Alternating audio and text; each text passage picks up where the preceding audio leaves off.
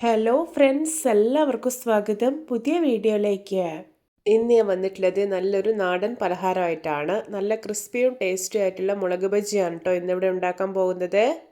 എന്നും പറയുന്ന പോലെ വീഡിയോ കണ്ടിട്ട് ഇഷ്ടപ്പെടുവാണെങ്കിൽ ലൈക്ക് ചെയ്യുക, ഷെയർ ചെയ്യുക, കമൻറ്റ് ചെയ്യുക, ചാനൽ സബ്സ്ക്രൈബ് ചെയ്യാനും മറക്കരുതേ. പിന്നെ ഫേസ്ബുക്കിലൂടെയാണ് വീഡിയോ കാണുന്നതെങ്കിൽ പേജ് ഫോളോ കൂടി ചെയ്യണേ. അപ്പോൾ നമുക്ക് നേരെ വീഡിയോയിലോട്ട് പോവാം. സ്നാക്ക് ഉണ്ടാക്കാൻ വേണ്ടിയിട്ട് ഞാനിവിടെ ഒരു 10 ബജി മുളകാണ് എടുത്തിട്ടുള്ളത്. ഞാനിതെല്ലാം നല്ല പോലെ ഒന്ന് വാഷ് ചെയ്തെടുത്തിട്ടുണ്ട്.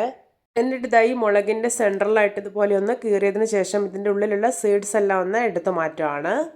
സീഡ്സ് ഇതിൻ്റെ ഉള്ളിൽ വെച്ചിട്ട് ഫ്രൈ ചെയ്തെടുക്കുകയാണെങ്കിൽ നല്ല സ്പൈസി ആയിരിക്കും. നിങ്ങൾക്ക് ഈ ഓരോ മുളകും 2 കഷ്ണമായിട്ട് മുറിച്ചെടുത്തും ഫ്രൈ ചെയ്തെടുക്കാവുന്നതാണ്. പക്ഷേ ഞാനിവിടെ മുറിച്ചെടുക്കുന്നില്ല.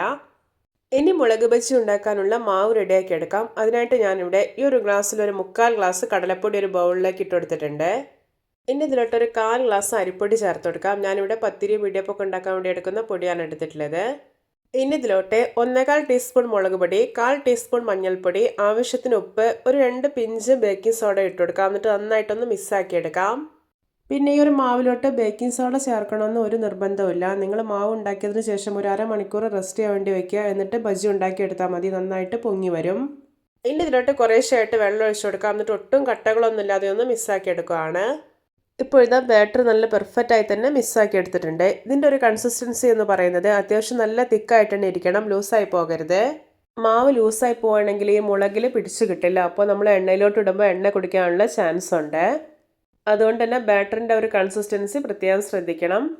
ഇനി ഓരോ മുളകും ഈ ഒരു മാവിലോട്ട് ഇട്ടിട്ട് നന്നായിട്ടൊന്ന് കോട്ട് ചെയ്തെടുക്കാം. ശേഷം തിളച്ച എണ്ണയിലോട്ട് ഇട്ടെടുക്കാവുന്നതാണ്. ഇപ്പോൾ കണ്ടോ, ഇത് പൊങ്ങി വരാൻ തുടങ്ങിയിട്ടുണ്ട്. ഇനി ഇത് തിരിച്ചു മറിച്ചിട്ടിട്ട് ഫ്രൈ ചെയ്തെടുക്കാവുന്നതാണ്. ഒരു മീഡിയം ഫ്ലെയിമിൽ വെച്ചിട്ട് ഫ്രൈ ചെയ്തെടുത്താൽ മതി, പെട്ടെന്ന് തന്നെ ഫ്രൈ ആയിട്ട് കിട്ടും. ഇപ്പോൾ ഇതിൻ്റെ 2 സൈഡും നന്നായിട്ട് മുരിഞ്ഞ് നല്ലൊരു ഗോൾഡൻ കളറായിട്ടുണ്ട്. അപ്പോൾ ഇത് പാകമായിട്ടുണ്ട്. ഇതിനെ എണ്ണയിൽ നിന്ന് കോരി മാറ്റാവുന്നതാണ്. ഇത് നമ്മുടെ രുചികരമായിട്ടുള്ള മുളക് ബജി റെഡി. നോക്കിയാൽ കാണുമ്പോൾ തന്നെ കൊതി വരുന്നില്ല. ഇതുപോലെ മറ്റുള്ളതെല്ലാം ഉണ്ടാക്കിയെടുക്കാം. അപ്പോൾ വളരെ കുറഞ്ഞ ഇൻഗ്രീഡിയൻസ് മാത്രം ഉപയോഗിച്ചിട്ട് എത്ര സിമ്പിളായിട്ടാണല്ലേ നമ്മൾ ഈ ഒരു നാടൻ പലഹാരം മുളക് ബജി ഉണ്ടാക്കിയെടുത്തിട്ടുള്ളത്. ഒട്ടും എണ്ണയൊന്നും കുടിക്കാത്ത, പുറമേയൊക്കെ നല്ല ക്രിസ്പി ആയിട്ടുള്ള ഒരു മുളക് ബജിയാണിത്.